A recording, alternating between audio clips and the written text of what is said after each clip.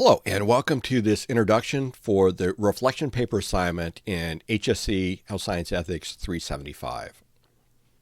Now, the purpose of this assignment is threefold, and it's basically to get you to start to think about what is your position, what is your role, and what are your responsibilities within a health science profession. And so, what I want you to do within this assignment is to reflect on how social identity shapes your worldview. And so, how your personal social identity impacts on how you kind of view the world around you, world around you.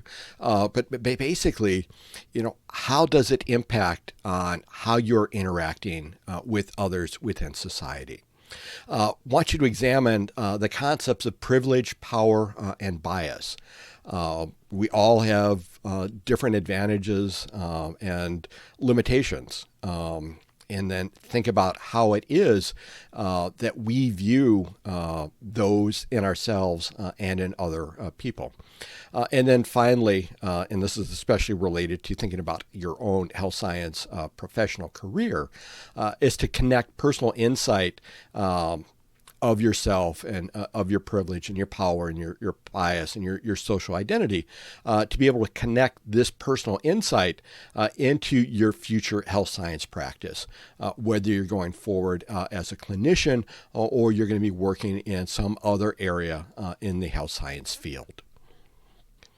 Now, like many of the other assignments within this course, I'm looking at how it is that you are thinking about the concepts, how it is that you are able to kind of consider the impact that these concepts have on you and on your life.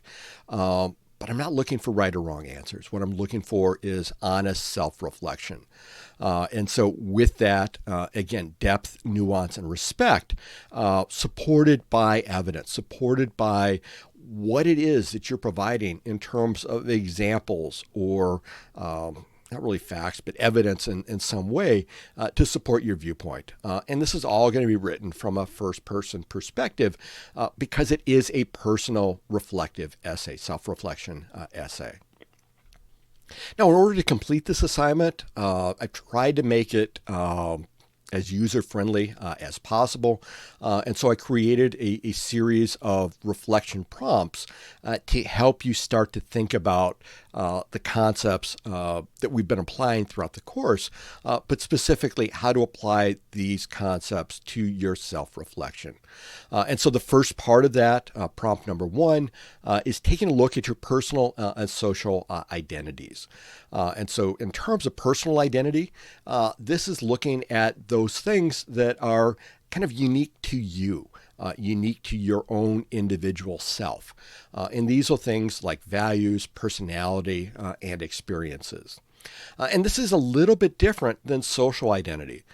Social identity is something that you have based on kind of memberships within a broader community.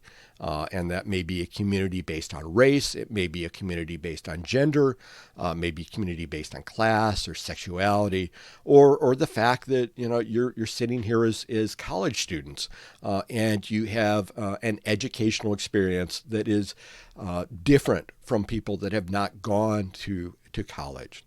And so with this, the personal and social identities portion of this essay, what I want you to do is to think about and identify 3 to 5 of the most important identities to you and your personal life. Once you've identified those 3 to 5 identities, I want you to think about how do these identities shape your worldview? How do they affect your daily experiences? How do they affect how you are interacting with others that you come into contact with throughout your day? The second prompt is taking a look at privilege and disadvantage. And so within this portion of your self-reflection essay, think about what privilege means to you. So define privilege in your own words, but then think about which of your identities grant a privilege. And so what are those either personal or social, probably social identities that grant you privilege or potentially advantages over members of other groups within the society? And then which of those identities can create potential barriers? What are potential limitations associated with your past experiences and your social identity?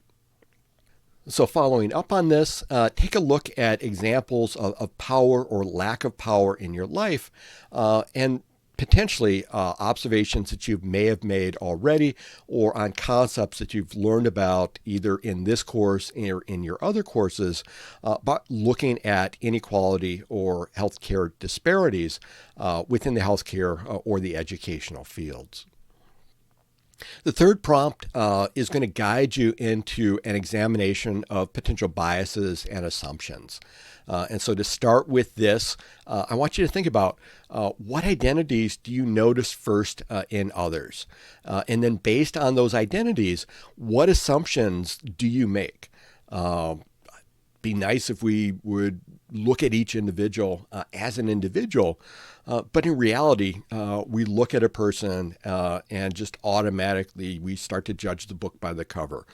We start to make assumptions, which probably are going to be inaccurate, but we do tend to make assumptions based on what we see in others around us. And then think about what these assumptions and potentially these negative assumptions that we're making based on these appearances and based on these identities, where might these biases come from? And so what is it that is kind of pushing you in the direction of making an assumption or making a bias towards other individuals? So in order to answer those things on biases, take a look at your personal definition of social justice and think about what is your relationship to social justice issues. In particular, what is your relationship to social justice issues as it relates to your future career as a health science professional or clinician? And then again, consider the aspect of whether or not you are just simply aware of this, of your actions, of the assumptions that you're being made, of potential biases that you have. Are you aware of this, or are you taking action to kind of control what that impact has, what those views have on other individuals within society? Prompt number 5 is taking a look at the concepts of growth and change. And so basically, as a result of this self-reflection essay, what have you learned? What potentially has this reflection changed in you? And potentially, what will you be doing differently as you are going forward? And it may be, you want to be aware, you want to be more self-conscious of the ways that you interact with others in order to try to minimize the impact you have on those assumptions based on first appearance or potential biases that you have developed out of those assumptions. Prompt number 6 looks specifically at the professional application of this information. And so think about what it is in your healthcare career trajectory. Where is it that you want to go? What is it that you want to do, at least in your initial career within the health sciences? And then how will that career impact on you and impact on your work with potentially vulnerable populations? And so what is it that you have learned as a result of this self-reflection and as a result of this course and your other courses that impacts on your ethical use of health and public health technologies and making those technologies or those innovations available throughout communities? Now, in terms of writing tips for this assignment, please use headings for each of the prompts.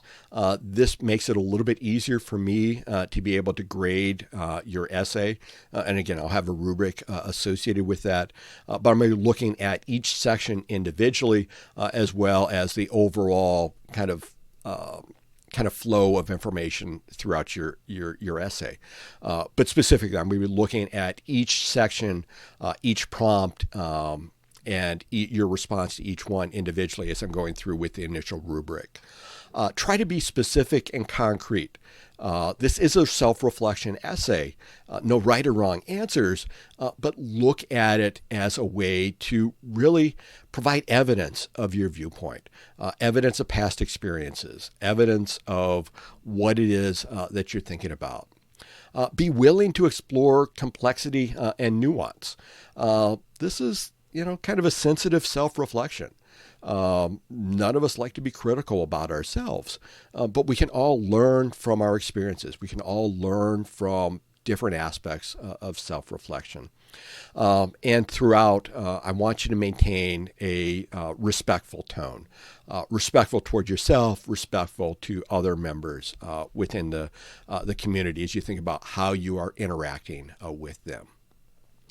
Throughout your essay, what I'm going to be looking at is connecting your worldview, connecting your view of how you're interacting with others, and how potentially your identities and advantages and limitations and assumptions and biases, how do these things affect as you consider your health science practice?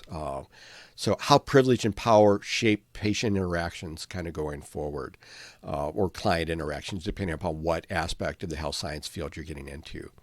How are you thinking about addressing inequitable access to care and technology?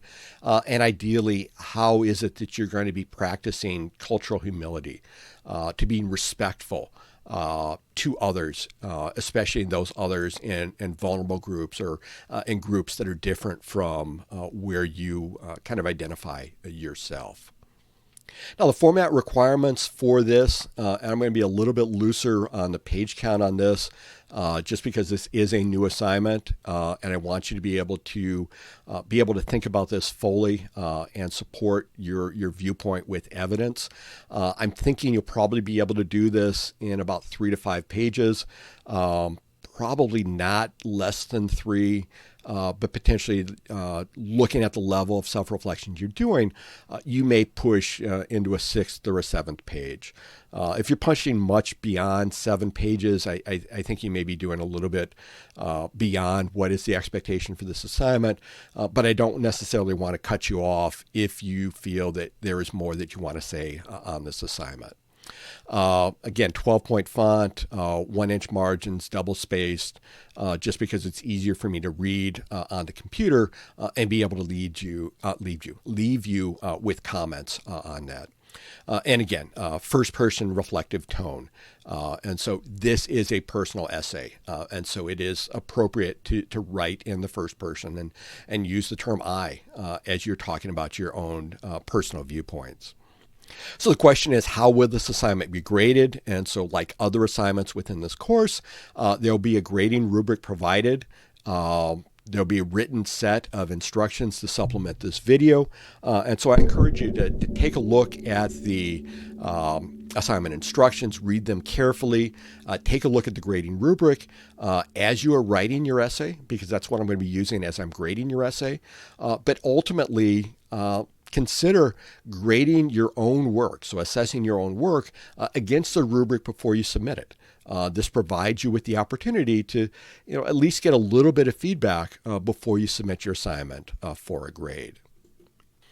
Now, in terms of final thoughts for this assignment, this potentially is going to be a challenging assignment. And so what I'm looking at is growth. I'm looking at how is it that you are being reflective? Are you being honest? Are you being critical of yourself?